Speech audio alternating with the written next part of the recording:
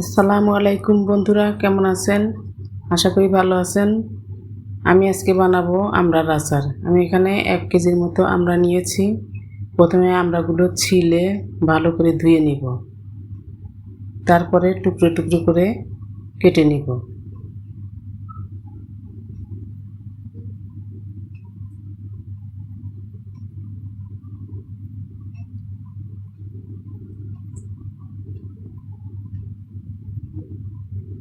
এখন চুলাতে কড়াই দিলাম, মরিচ, জিরা, ধনে এবং পাঁচফোড়ন হালকা করে ভেজে নিব।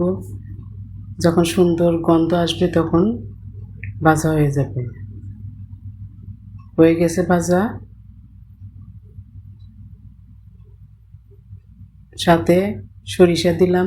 এগুলো এখন গ্রাইন্ডারে গ্রাইন্ড করে নিব। গ্রাইন্ড করে নিয়ে এসেছি। এখন চুলায় কড়াই দিয়ে তেল দিলাম, 1/2 কাপ সরিষার তেল। এখন রসুন দিলাম, একটু নেড়ে চেড়ে পাঁচফোড়ন দিব। পাঁচফোড়ন দিয়ে দিলাম। এখন আমড়াগুলো দিয়ে দিলাম।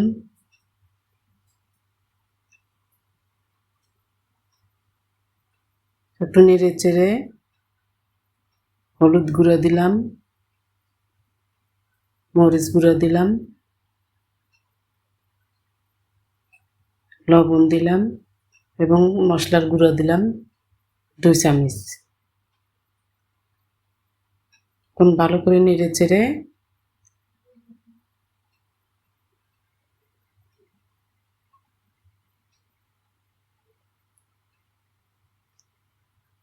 চিনি দিয়ে দিলাম 1/2 কাপ।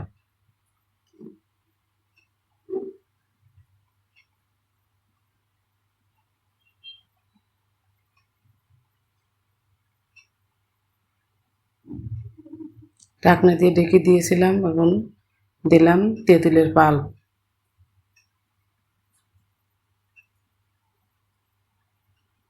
কিছুক্ষণ নেড়ে চেড়ে